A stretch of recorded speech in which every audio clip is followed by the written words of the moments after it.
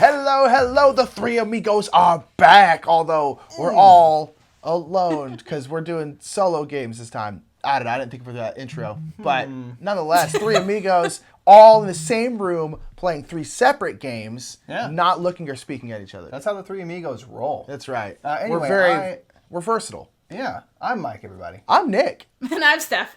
So actually introduce us as people now. Nah.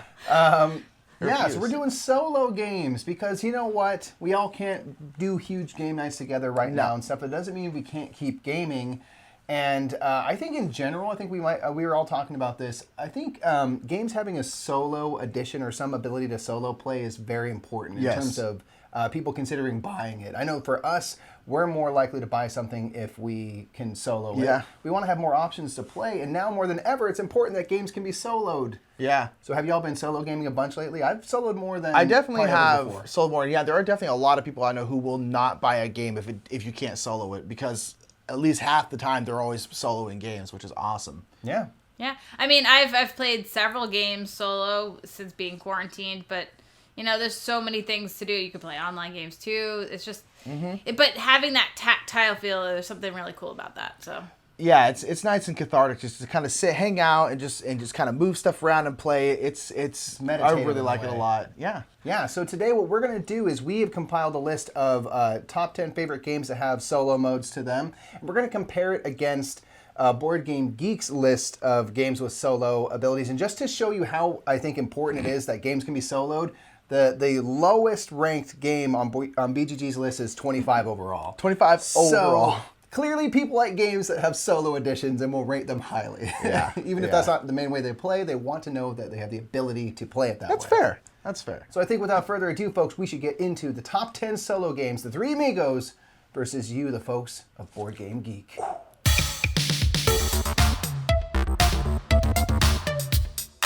So as I said, number 10, the highest or worst ranked on this list is 25 overall. Worst. Out of all board games, this is the 25th best, and it's Mage Knight, the board game. Mage Knight, the giant Vlad Chvátil game that I still don't have much interest in playing. That's okay. Despite everyone constantly, you gotta play Mage Knight, and I'm sure you know what? It's really not as much, or as, I don't know what you think is so wrong with this one, but it's really not any different than like things like Gloom Haven. I mean, you're still managing cards and you're going out there and defeating the bad things. And I mean, there's a really interesting hand mechanic. So I can see why it's very puzzly and why it could be a really good solo game. I haven't played it solo, but I could see it. Yeah, I've heard it's really, really good solo. And I have nothing against Mage Knight as a game. I've just never played it, never really had much interest in like seeking it out. But I totally would play it. Yeah. I just have never been like, 25. I gotta get it played. I gotta try it. But I've heard it's really good solo. A lot of people have talked about it over and over and over again, how good the solo is. And I think that's part of why it's so well loved, is especially for an older game.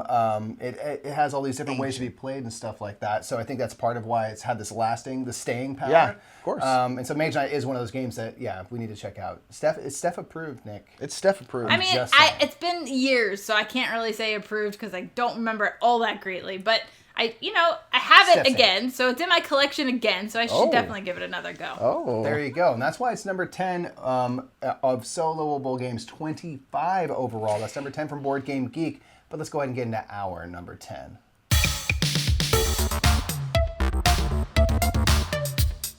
Our number 10, coming in at 116 overall, is Paladins of the West Kingdom. Now, I've played Architects. I have not played Paladins, so guys, tell me about this. So Paladins is the next in the kind of West Kingdom series, we really like it because it has a pretty robust solo kind of AI that you're flipping over cards and stuff, and it has certain actions that it will do, and it will kind of default to other actions if it can't complete the one that it's trying to do. And basically, in this one, it's an action selection game. You get a certain pool of workers every round. You can carry over a couple from the round before. And you're trying to activate certain actions to move up different tracks. There's influence and faith and strength. And you're trying to kind of build up in certain areas. Feels a little Orleanish because you're putting workers on action spaces to then activate them. Yeah.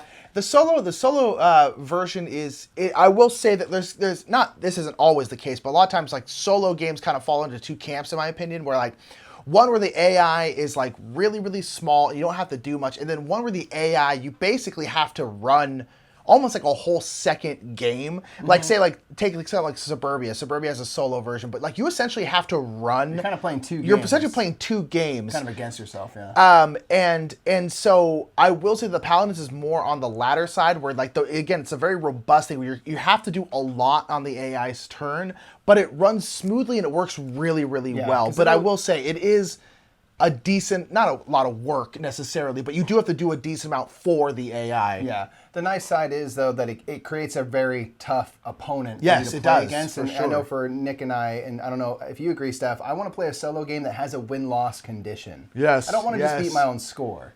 So it's nice you're playing against something that's hard to beat. I have a reason for both. So I see your point, and I see other points. So. Yeah, Fair enough. Nah, Yes. I want to win or lose. I'm playing games to win or lose. I either want to love or hate myself, at Yes, the end of it. exactly. It's really important for me. But either way, Paladins of the West Kingdom is our number 10. Really cool, robust, tough AI it's opponent good. to play against. And it's a cool another way to play that game in the West Kingdom trilogy. So let's go ahead and get into Board Game Geek's number 9.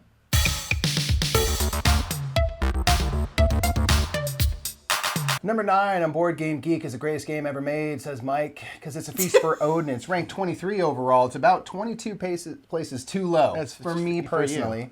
But A Feast for Odin is number 9 from Board Game Geek, and it's got a cool, sort of simple beauty and simplicity. It's got an insanely simple solo mechanic. Yeah, It's amazing. It's right? good. It's so like it's beautiful. It's beautiful. It's solo. beautiful. Yeah, I mean, what's really great about it is that you're playing. You have these characters for 2 colors, and then so they're going to be blocking the spaces in the next round. And so, Yeah. like, you can't take the same action 2 rounds in a row. So you're like, well, if I take it now, then I can't take it later, but I need it now, and all these things. It's so simple, and then other than that, it's literally just A Feast for Odin. There's nothing else different about it really, and it's so good. It's insane. Yeah, the thing I like is it makes you diversify your strategy. Like you can't just wail every turn. Yeah. And maybe in a game, like if I'm playing you and you're never gonna go that space, I could go every round, but and fall into a habit. But now it's like you can't do that. So how do you work with this? And so I think it makes you a better player. At Feast for Odin because you're going to try different spaces. Just by the fact that you've blocked yourself. And that one does have a beat your own score, but Nick and I said if you don't hit 100, You lose. you don't win. You lose. You're That's how I done. play that game. Bam. Well, yeah. Yeah. You should know. be able to get over 100. Yeah, that's should that's be. the thing. We I'm not keep saying the it's bar low a so that the a success hard rate is one. high. I just want to be able to lose or win. That's all. Yeah. But that is Feast for Odin. That is Board Game Geek's number 9, ranked 23. We'll talk about overall. it again. Nah, it's never. Do you think it's going to come back? Likely. Okay, maybe it'll come back up. It doesn't matter. Let's get into our number 9.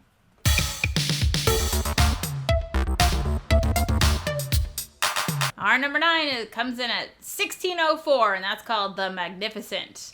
Now, this came out last year. I've been playing it like nonstop, a ton of solo experiences because, it was hard to find players or whatever. And you could just play it in like 20, 30 minutes and just boom, boom, boom, boom, boom. And it's another one of those beat your own scores, but like every time I get like 1 point better. So it's like I'm getting better, but it's like so hard to like gain those extra points every game. I mean, it's so tight. The way the cards come out, the way the powers come out, you just want to try and optimize everything. And it's like to do well to get over 200. I've never got over 200. It's impossible. I'm pretty sure. Yeah, that's a good way to look at the beat your own score Yeah. thing, where you can, have to especially beat your own track score. stuff, you can see your progression, and now you kind of created a challenge for yourself. Yeah. So it's a beat your own score, but also you're like, I want to beat myself. I want to do better. If I don't beat myself, I lose. Yeah, that's really cool. I like that. You can see Well, yeah. the I mean, progression. so it just plays out really smoothly, and you get to draft dice, and you're still doing all the things. And so it feels like the game, and it plays out really fast, so you can easily just set it up and play. And I really like that. And that's one thing that like I think a lot of solo games is interesting, and both I think are good. There are some solo games that feel more like Feast for Odin. It's like it's just Feast like for the Odin. game, yeah. It's basically just like the game. And there's other solo games that feel like a very different game. Mm-hmm. And I think both of those things are very good because sometimes you're like, oh, this is nice. I'm just getting to play this game. I just happen to be playing on my lonesome. And then other times you're like, oh, this is like a whole different game. And I think both are very interesting and very cool. Yeah, both can be super Yeah, valid. for sure. you know, and that's super cool. Magnificent. I especially like if it's kind of quick and smooth as a solo play. That makes me really want to try it even more. And it's cool to hear that has a solo. See, that for me, the Magnificent, its stock has just gone up because it has a good solo ability. And that's why it's our number 9, folks. The Magnificent. Let's go ahead and jump into Board Game Geek's number 8.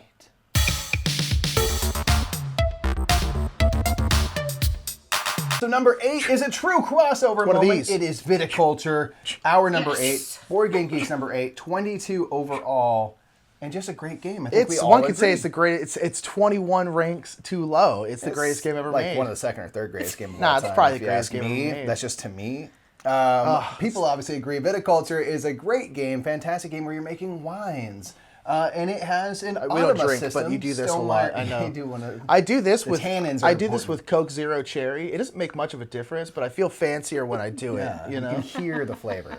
So I haven't played the solo version. Now does it have a much different feel? Like, I mean, I've played it tons of times with a group of people, and I love it. But this is one where the AI is very simple. Basically, you know, Viticulture, whether you're playing with normal Viticulture or Tuscany, you're broken up into seasons. And basically what it is you take a turn and then the automa takes a turn. And what the automa is it just flips over a card, and then if on the card it has a bunch of different, like 4 or 5 different actions on it, like make wine or all these different kinds of actions. Yeah, different ones for different seasons. And if any of the actions on there are actions that are in the season you're in right now, so like plant crops happens in spring in normal Viticulture.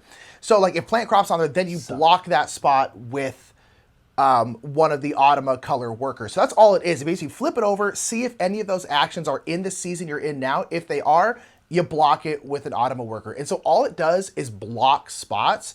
And basically it's just to simulate other people taking those actions. And then other than that, your game is pretty similar, except for you do have a time limit. You only have 7 years to get to a certain point threshold. And then with Tuscany, it changes up a little bit more. But it's actually not that different in terms of the game. You just kind of are on a much more stringent time frame, I guess is the way to put it. You have to be quick, and you got to play really efficiently to get it done in time. The thing I appreciate is it does a pretty good job of kind of replicating what a multiplayer experience would be. Because sometimes, like, they go and build a structure.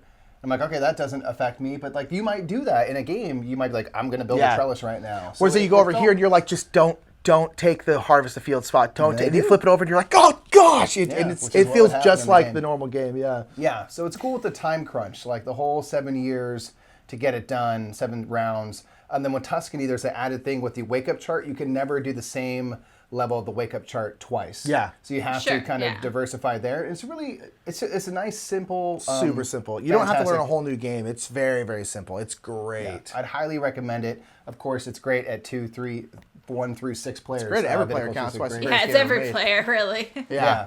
But it's a really good solo experience, and so clearly everybody agrees, y'all, because it's Board Game Geek. Because it's the greatest game ever made. 22nd overall, officially, by the people. Everything about it's garbage. Not by you, by the people. But that is everyone's number 8, so let's go ahead and jump back to Board Game Geek once again for number 7, I think, yes.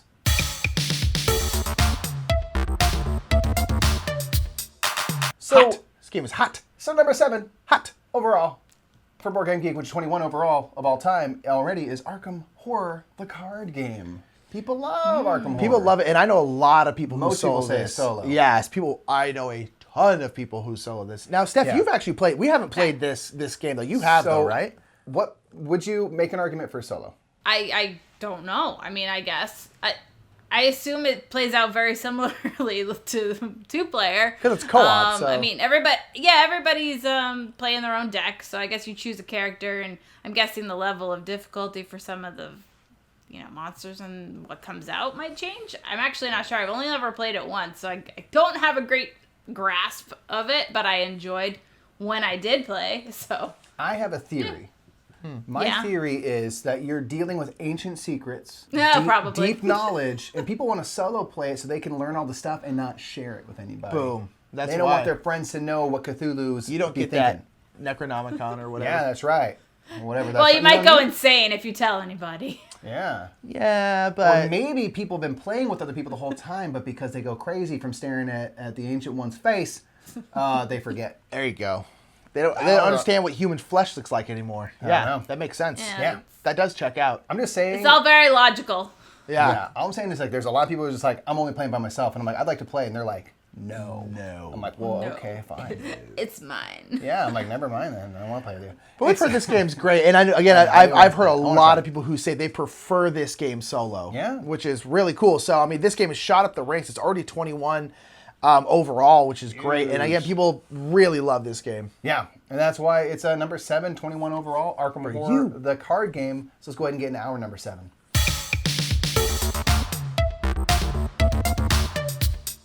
Our number 7 just missed the BGG's top list. That coming in at 27 overall is Caverna. Ooh. Oh, Caverna. It's not I want to find Caverna on sale so bad because I really want it. I just don't want to pay. The more we talk about it in these lists, I know, because we talk about it all the time because of Steph. Well, so it's another Uwe Rosenberg game. Of course, I love it. And it's, big sandbox, and you do what you want, and you've got to beat your score. So I'm really okay with not having a final goal, a final, It's an Uwe thing, Uwe's always It's an Uwe thing. I love it. And if, it's the challenge is working with how the cards come out and doing better than other scores or just trying to do the best you can. Yeah. Like, how many sheep can I get this game? Yeah, I agree. I think that's a really good point you hit on. With Feast for Odin, I definitely want to get above that threshold. But with something like That's Big or Caverna, there's so much to explore. Use it as an opportunity to explore. Totally. There's kind of no stakes. And I think that's a fantastic way to think about it. It's like, okay, this is going to be a sheep-heavy thing. Let me try to really nail that. The sheep king or queen. Yeah, that's or just because Caverna has so many buildings, or even with the expansion, there's so many new buildings and things to try out and see, how does this work? I can overhang all my buildings this game, or I can make everything at a 0. I get the both and or actions for the spaces. Different tiles that you can try and revolve a whole strategy around. And I really like figuring all that out. So well, that's the thing is those giant Uwe games that have a billion different worker placement spaces or a billion different buildings or whatever. To me, so much of the fun, even in the competitive game, is just being I'm just going to try this and see what happens. Yeah. I'm probably going to lose, but who cares? To me, the fun is exploring the game. So in solo games, because you're just playing against yourself, it's easier to do that. Just being I'm just going to try some weird stuff. I'm going to be Donkey King, and it's going to be great, and just see what happens. No buildings, all donkeys. Just stuffing them into a cave. Yeah, exactly. And just see what happens, and that's a lot of fun. I love that. Yeah. And that's why it's our number 7. I think, big games that you can explore, and especially if you're soloing, you can take your time. It's just think about stuff. There's no one doing this. Hello. Excuse me. It's a good way to learn a game too. Yes, a lot of people I know do that. One of our good friends, Steve, he will only buy games if they're soloable for the most part, but then he uses solo modes to learn the game. To learn, and especially learn how to teach the game. Yeah, exactly, which is super cool. Yeah, so Caverna is our number 7, folks. It's a fantastic game in all the different ways you can play. And with that, let's jump into BoardGameGeek's number 6.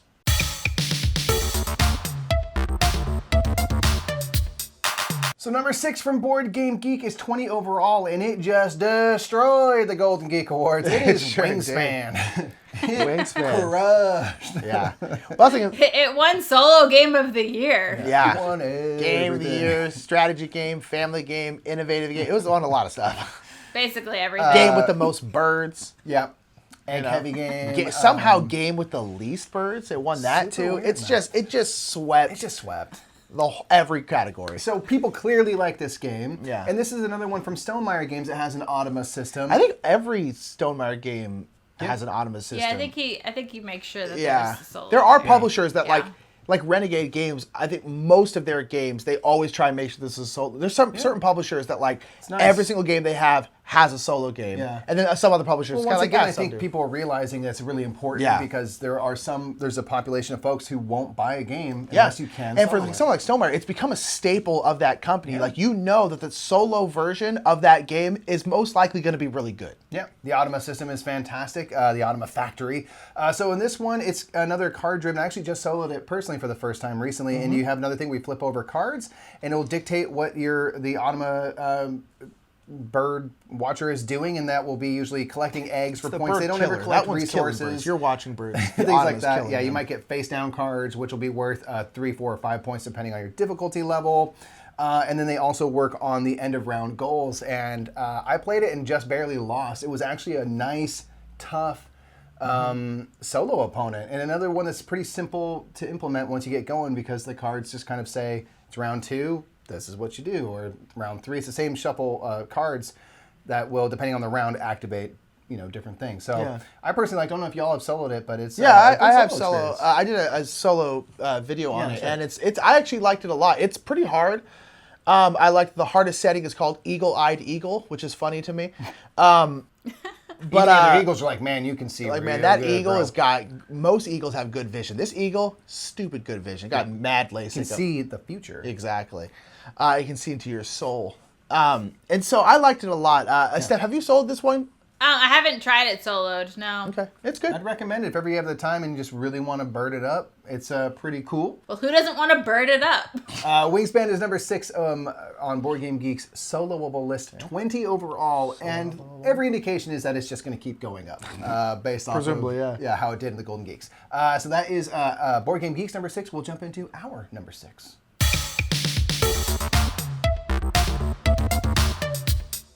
Our number 6 comes in at 625, called ExLibris. Now, I've played the beautiful, beautiful game of all these books that you're putting in alphabetical order. I've played the game with many people now. You guys have played it solo. Mm-hmm. Yes, it's one of those things that we... I might prefer this game solo. That's interesting. I'm about 50-50. I mean, the solo is really good. It's really good. Brilliant in its simplicity. So as Steph said, you're running a kind of a mythical library that, like... First of all, if you play the game, like, look at all the cards, because every book is unique. Yeah, there's like over 500 books. Yeah, it's hilarious. And they're all puns, and they're super weird, and they're great. That's like a labor of love, because it's a lot of books, and probably most people don't ever look, because you're just looking for the icons. Like, what type of book is it is what matters for scoring. A lot of flavor, though. So in the solo experience, it's cool, because it's you versus the public library, which is like... Which I think is funny, that's the enemy. Yes, the enemy is the public library, because it's just a dump. Yeah. And, like, everyone knows it's a dump, and, like, everything falls apart and it's horrible, but also there's a lot of books in there, so it is valuable. Of books. No organization. No organization Dewey whatsoever. Decimal, Dewey did not go. No.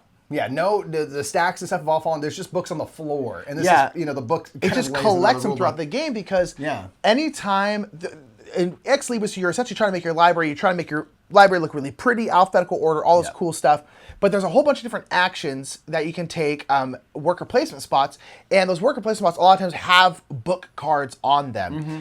And you go there and you're trying to, like, find the right book, the right letters, the right numbers, all that kind of stuff. But in the solo game, anytime any cards get discarded from the spaces, from your own hand, whatever, anytime they get discarded, they always go to the public library. It takes every single discarded book ever. Yep. And on top of that, there's just certain cards that you'll just, at the end of the round, certain cards just go over the public library anyway. Yep. So it makes a stack of cards. Now, the public library doesn't have to organize them in any way.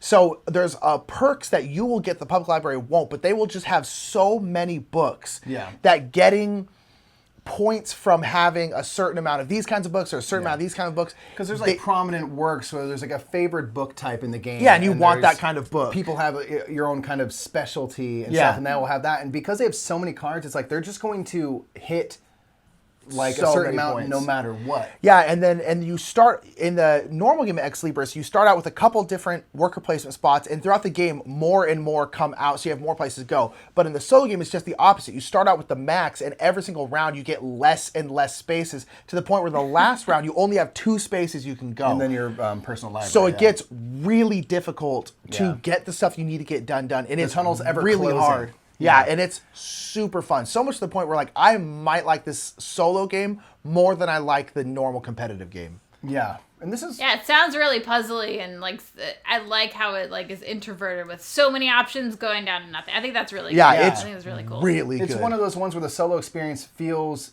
you're doing the same stuff, but it feels different, because instead of an expanding world, it's a collapsing one. So it was like and collapsing. it's just kind of beautifully. I just love the thematics of it. It's just like there's like the library's a mess. Really gorgeous game. But there's like some really good books in there, so it's like it's a valuable thing, even though it's just like a dumpster just got a fire ton. of a library. Just got a ton. But yeah, ExLibris is really good. Definitely try it solo. If you haven't tried the game, try the game. It's an underrated game in my opinion. It's a great game. It's so fun. It's so good. Yeah. And that's why it's our number 6, everybody. So that's the bottom half of this half. And now we're going into the top half. I've never said that in a way that makes any sense. The point is, number 5 is next. Accurate.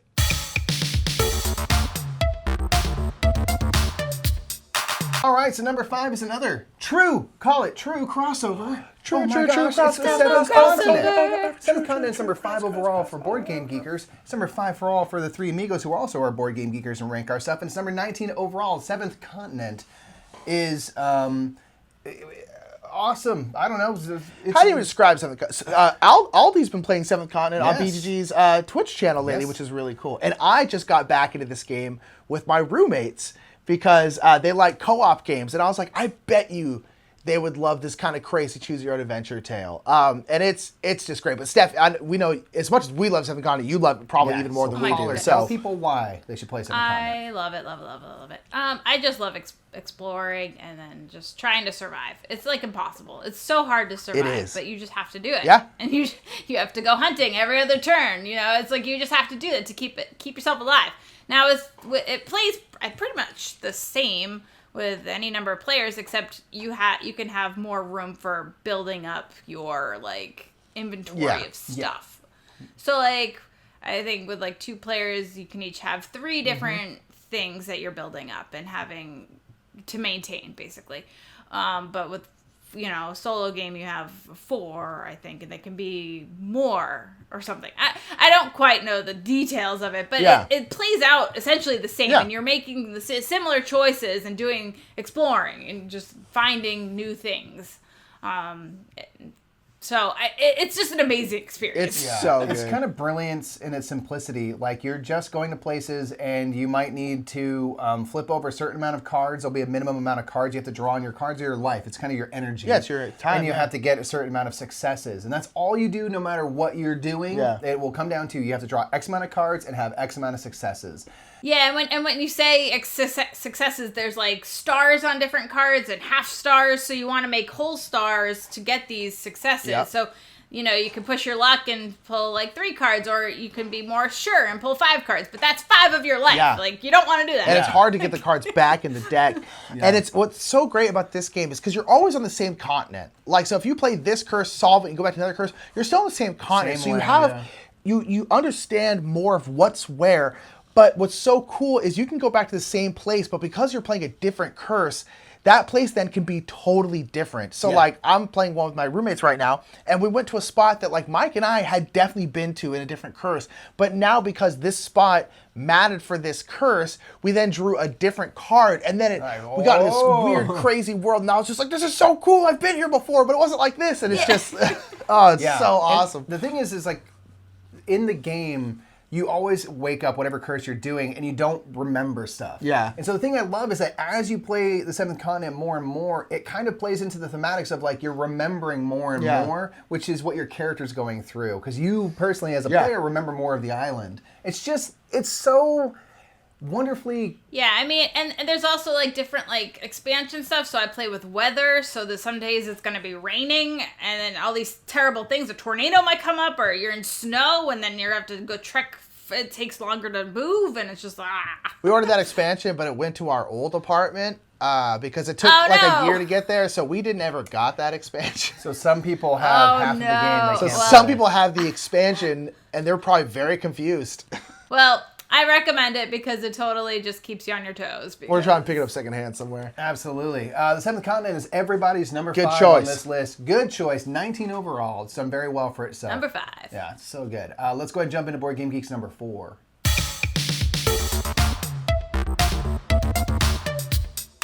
So number 4 from Board Game Geek is ranked 13 overall. It's a very hard co-op game, so that means you can solo it. It is Spirit Island. Yeah, people really love this solo. People talk about how much they love the solo all the time. We've never soloed it. We've played Spirit Island a couple times. I like Spirit Island. It's fine. I like it, I think, more than Nick. It's fine. I think it's really cool. I think it's really tough. And I can see how people can get really into soloing it Yeah. because you can just kind of get in your own little world. In this game, every game that you play, you're conquering some new island, you're investigating some new place, and in this game, you're playing as the island and the spirits of it, and you don't take kindly to trespassers. Yeah. And you're trying to get people out of your land. It's Get a fun twist on that theme. So you're trying to make them scared and run away and destroy these people that are invading your land. And you're playing the spirits of the island. And it's just really cool because all the different spirits are kind of asymmetrical. Yeah. They have their own cards and they have different things they got specialize metal in. names too. Yeah, they're and the art is really fantastic. They're super. It's just a really cool, tough game. So I'm not surprised to see it here, and I do know of people that try to like to solo it because it can be tough for new players. So if you know the game well and don't want to teach or don't want the game to go too slow or for whatever reason, it seems like it'd be a nice solo experience. I've never soloed it or anything. Yeah. I don't know. Have you soloed it, Steph, or anybody soloed it? No, I played it with 4 and it was really slow, so I could see why solo might be more I honestly, in line with people's speed. I do want to try it solo because I think I'd be down to play it more because I think it'd be quicker and I can kind of go at my own pace. Yeah. That's basically it, yeah. Yeah, Yeah, and the people map, love the it, though. island will scale depending on player count stuff. But Spirit Island is number 4 for the folks at BoardGameGeek. 13 overall, and People love a beautiful, cool, interesting game. Yeah, good game. So with that, let's jump into our number 4.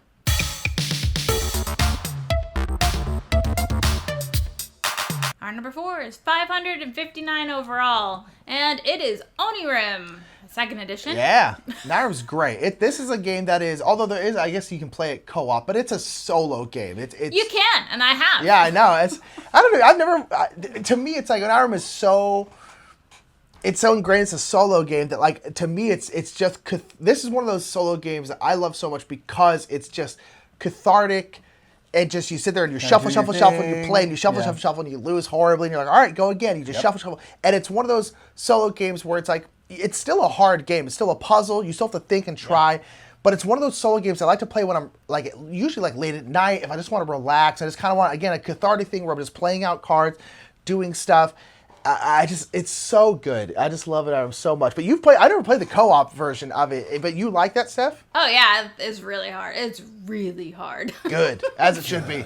Solo games should be hard, by the way. Yeah, because you have to, like, alternate who gets what and like, the doors and stuff, right? So everybody has to, like, do that and then that. It has to kind of go like this. Oh, and interesting. you're like, well, you don't have the cards I need. I mean, I need your cards, and all these different things are I happening. like that. I can see that being a good co-op experience. Yeah, that's really cool. I'd be down to try co-op, yeah. Yeah, and it's a fantastic solo experience. We have a game with a bunch of the expansions all in kind of one box and stuff, and it's beautiful. There's a fantastic app of it. That's how we started playing it, was the app, Yeah, it's really good, and you can get the expansions in the app as well. And Onirim is our number 4. Great game. I mean, just easy.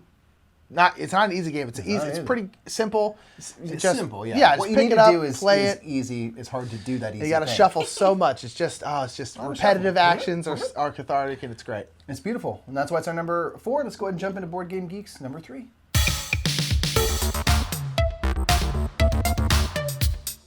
Number 3 from the folks at Board Game Geek is 11 overall and quite well liked. Another Automa Factory production. It is Scythe. Scythe. Scythe is number 3 overall.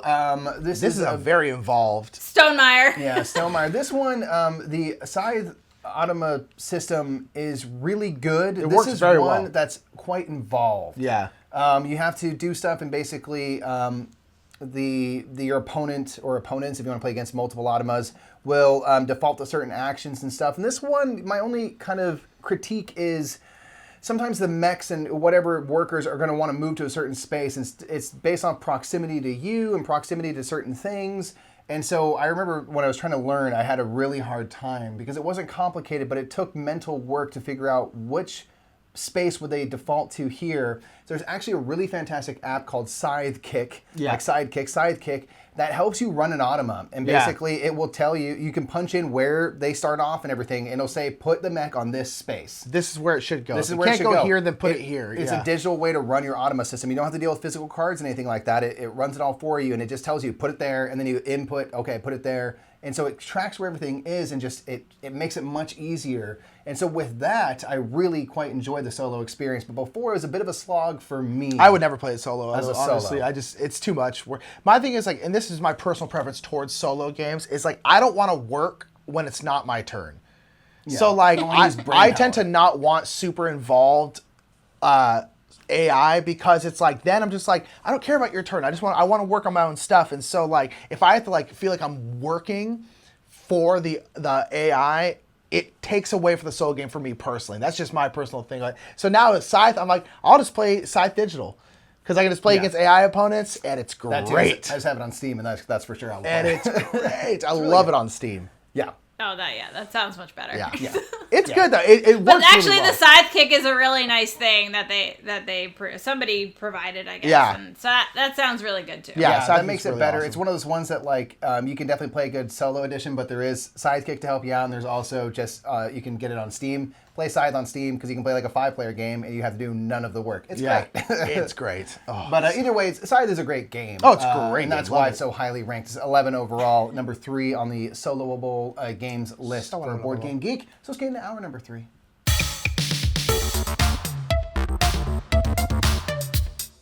Our number 3, coming in at number 53 overall, is Fields of Arle, one of my beloved games that I've played solo tons and tons of times. Yeah, you love this solo. I know you've mentioned that before. Yeah. Oh my goodness, I love it so much.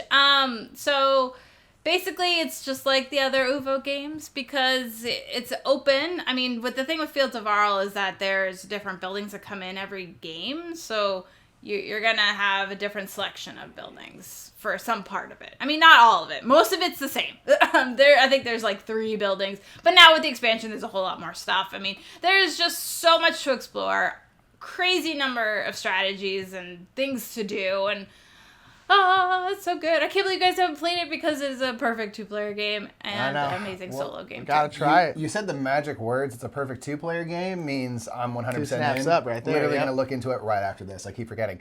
Yeah, I mean, so it's like it's so big. And so if I'm going to do a solo experience, I want a big, thinky, puzzly game, and so this definitely falls into that category. I love like critical thinking and planning out best plays throughout whatever I'm doing. And so that's why Uwe Rosenberg is just like perfect for me. All of his games are just so good. Even if it's small games, they're still thinky and puzzly and stuff like that, which is Uwe is just great. He's just great. Fantastic. Knows how to make a game. He knows how to make a game. He knows his way around a board game, that's for sure. Been around a couple. Yeah. So Fields of Arle is our number 3. Fantastic. Another big, fun solo experience. Now that I have to add to my list of all the things to get. Right on someday your when- hand. Yeah, I love that. Just carve it. With that, let's go into Board Game Geek's number 2.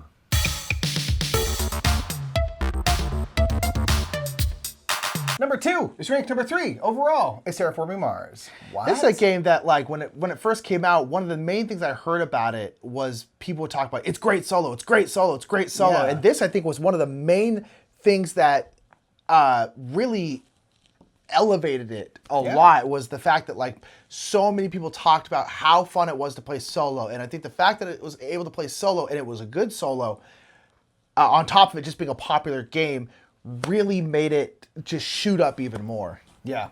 I mean, it's a cool game. It's a cool solo experience. Like, one thing I think like it's much different than the regular game, and I actually much prefer it solo. Really? Okay, Okay. we'll talk about that. That's really interesting. You're one of those people that would like to solo. So what makes it so great as a solo game? I mean, you're literally just trying to do these objectives. I mean, like, there's like a goal that you're trying to hit, and you're just trying to get it done, and it's like impossible. I was nowhere even close. Like, It's hard. I like super lost the one time I got to try it solo. But I had a great time, and it was just nonstop like stress. Yeah. It's like, oh my god, what am I doing? It's like It's tough. because you're on a time crunch. Yeah, you only have a certain amount you're of on a rounds. time cruncher. It's been a while, but I remember really liking it. So, I don't play a whole lot of solo games, but that's when I should probably revisit. Yeah, Totally. One thing I really like about it, so in the game you're trying to terraform Mars, right? Go figure. And the one thing that's cool is in solo, you have to terraform the planet Yourself. within a certain amount of time, and you get all the glory, because if you win, you did all the things. All you got of it. all the heat, you got all the oceans, you got all that oxygen, and you can fully claim your victory because you did all the pieces of it. So it's very satisfying, and it definitely changes your gameplay because now, this card doesn't really do much for me in game. It just gives me 3 points. I'm like, who cares? It doesn't help me get the planet made. I need to make this planet. And the worst part of the game is the awards and milestones, and they don't matter at all in a solo game. So great. You're just trying to get it done. Trying to get it done, and that's, believe me, a big enough challenge on its own. And then if you're playing with Venus next, which is the first expansion, you also have to terraform Venus the whole amount. And I'm like, how? I've beaten solo Terraforming Mars. I've never even gotten close with the Venus next expansion. No way. It's too much to do in 2 and then the Prelude expansion then had a second solo version that was in that game too. Because which have I tried it? I think I tried it. Yeah, because Prelude kind of jumpstarts your game, so they added some stuff for solo to make it keep it balanced. Otherwise, I think it'd be a little too easy. Probably because you start off with all this production or whatever. But yeah, Terraforming Mars is a fantastic game.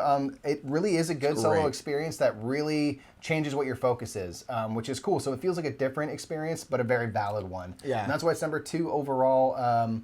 On the solo list, number 3 overall out of all board games ever. Dang. On BoardGameGeek. So let's jump into our number 2.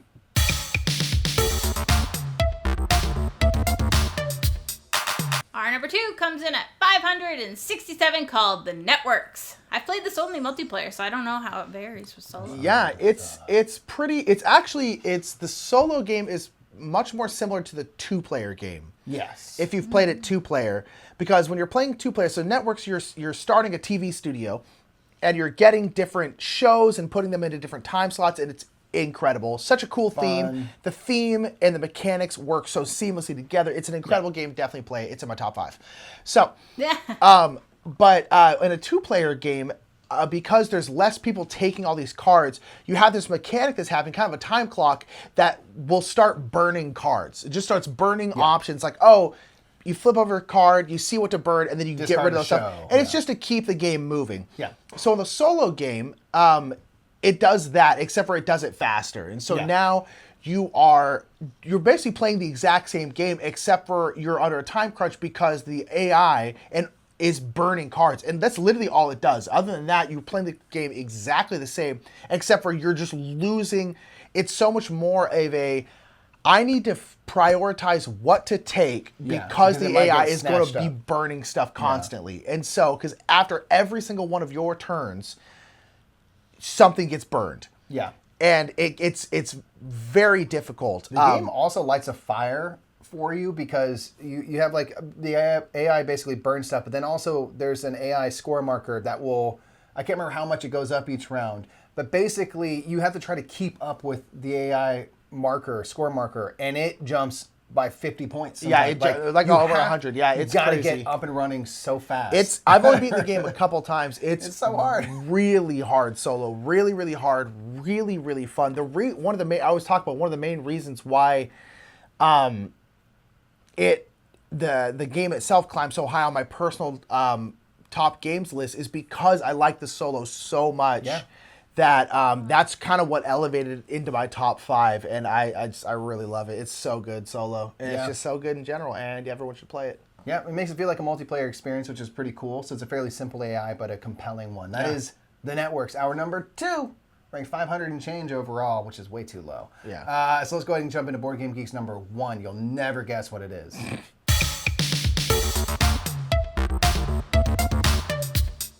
So it's number 1 solo. It's number 1 overall. It has to be Gloom Haven. I think it's Gloom Haven. Number 1. What's even to say? Of course it's going to be number 1. It has to be. It's number 1. I think it's Friday. No, just kidding. Yeah, Friday's It number should 1. be. Friday's a great solo game. Solo game. It's actually a solo game. Robinson Crusoe. Trying to help out Robinson Crusoe because he's a big dum-dum. But Gloom Haven's number 1. Humongous dungeon crawl campaign. Explore, fight. Now, will it get topped by Frosthaven? That's the question. Based off that is a good question. Frosthaven did fine. It did okay. On Kickstarter, it did fine. It did fine. It did hey, fine. I backed it. Yeah, we almost did. We have Gloom Haven. We're never going to get through Gloom Haven, so we're like, we don't need more Gloom Haven. Someday we'll get Frosthaven. I don't know, when we're 50 and retired. Dude, there's no way. Gloom Haven's it's a big co-op. Smash them up. You're fighting and. The thing I like about this game is there's a lot of people who say like, oh, I only played a 4-player, or I only ever played 3. 3 is perfect. Some people are like, only 2. We've only ever played 2. And I know a lot of people who only play solo, yeah. Because it's a co-op game, so you can play multiple characters in solo or however you want. And I understand how people would solo this game because it's a big game. There's a lot of stuff. There's a lot to explore, and it might be hard to get friends over for like a year. Yeah, straight to play through this stuff. So I can see how people default to playing it solo because it's a way to play the game. Yeah. Steph, have you played Gloom Haven solo, or do you have preferred player counts?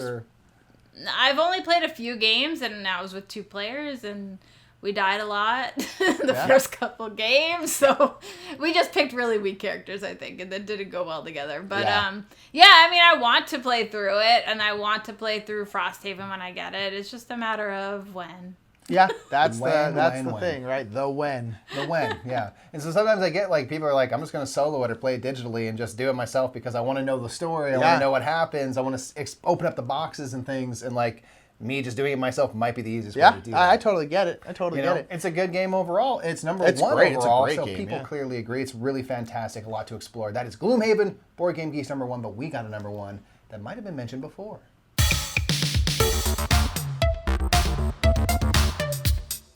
Well, to nobody's surprise, comes in at 23 overall, and our number 1 is A Feast for Odin. Well, as stated before, it's the greatest game of all time. So, of course, it's number 1. It has to be number 1. It's our favorite. It's so simple, and it works. It has no right to work as well as it does. It has no business being as good, because as we said before, it's just you playing with 2 colors, and you block yourself. Yeah. And so you can only go to the same space every other round, and it kind of just... It's so simple, it makes me a little bit mad, And it's like, it makes a great solo experience because, like you said, Steph, with Caverna, Fields of Arl, Feast for Odin, you can just explore this big game. Yeah. It's kind of the perfect way to really try out stuff you've maybe never done before. We talked a lot about it, so you know exactly how it works and stuff and why it's so good. It's just a big game. Your Vikings used to be exploring, so this game in the solo edition gives you the opportunity to really explore. Try this one space. You never turn in Flaxseed or whatever it is and like done that thing. Try it now because you blocked all the spaces you want to go to. All my habitual spaces, all the things I like to do the most have been blocked first round because I went there immediately. Yep. Now I'm like, well, I guess I'll try this stuff. I'll become a better player as a result. Feast for Odin is fantastic. It's so good. Did we miss anything? Did we miss anything talking about it? I don't think we did. I think we covered it all. Yeah, we covered it all. Yeah, you can give yourself goals like get 5 islands. Yeah, I like that. Ooh. I mean, or just, I'm going to make sure to make all these things happen so I can use that space 4 times. The one that turns, like, silverware and, like, rune stones into something. It's, like, so hard to do because it's so hard to get silverware. Yeah. It's like, so just giving yourself random goals and just seeing if it works is fun. Well, that's for me anyway. I like that a lot. I like that. Set before you even start. Let's try to do this, this, and this, and see if you can find a way to make that puzzle work. If you can find a sequence of actions, that's a great way to do that. Mm-hmm. I think next time I play, I'm gonna think of some thing that I've never really interacted with and try to make that my main focus. Yeah, you can do that forever with that game. Yeah, that's what's really cool. Oh, forever! Forever and ever and ever. I mean, I always try and get tons of islands because they give you like different incomes of different things, and seeing how it all interacts. All the bonuses, is just, like, always different. Yeah, it's always super cool. Yeah. So Feast for Odin is our number 1. It's a fantastic game, and that completes the list. I think both lists were very solid. They were great, yes. Solid. And there's just a lot of... And basically, we all need to play more solo games. Yeah, that's basically really we do. We have a lot of opportunity right now to play solo games of things on your shelf. Try stuff on Tabletopia, Tabletop Simulator, that are games that have solo abilities. Yeah. It's cool. Like the way we talked about earlier, it's just another way to play a game. I love when games come out with solo variants, even if I'm never going to play it. I just like that it's one more way for someone to play a game. It's one more way for someone to get into a game, to get into this hobby. It's like, if you can do it, if there's any way to make it work because people are out there looking, you know what I mean? And I'm always about just like, don't create barriers to the hobby or to your game. Yeah. And soloing, being able to solo a game is a great way to do that. So that's why we chose this list, folks. Hopefully some of those are useful because we can't, again, all join together to do big game nights. That will happen soon. Yeah. But take some time to solo stuff. It really can be great. If you've never tried it, for the longest time, I held off. I was like, I don't want solo. No interest, no interest, no interest. I'm really glad now I've tried it a bit. Yeah. I really enjoy it. It's a different kind of experience, but I can kind of sit. It's meditative for me and just think on stuff. And you can also, if you make a bad move, you can walk it back and no one's there to notice. Blatantly cheat, people. It's really like, oh, that was stupid. I'm going to do this over here is what I meant. You know, Sure, why not? It's your game. Blatantly cheat. Who cares? He's a cheater. Do whatever you want. Yeah. Put a mirror nearby so you can shame yourself while you're cheating. I'll just do this. Look at me, big. Yeah, just like one of those. But it's a great way to play games. It's just another way to play games, and any way to play games is a great way indeed. So thank you so much for joining us for this list. Let us know in the comments below games that you like to solo, whether or not they appeared on this list, if there are things that we missed. There's many more great solo editions of games out there. Put those in the comments below, and while you're at it, give this video a thumbs up if you could. And also let us know any type of list you want to see us make in the future. Any top 10 you want to see how our tastes compare to your tastes, you, the collective folks of BoardGameGeek, the users of BoardGameGeek. Put those in the comments below as well. Yeah. Am I missing anything, friends? I think that's it, fam. I think that's good. All right. Three amigos, baby. Another list in the books. Thanks so much for joining us. I've been Mike. I'm Nick. And I'm Steph. And we, the three amigos, are out of here. Bye, everybody. Bye.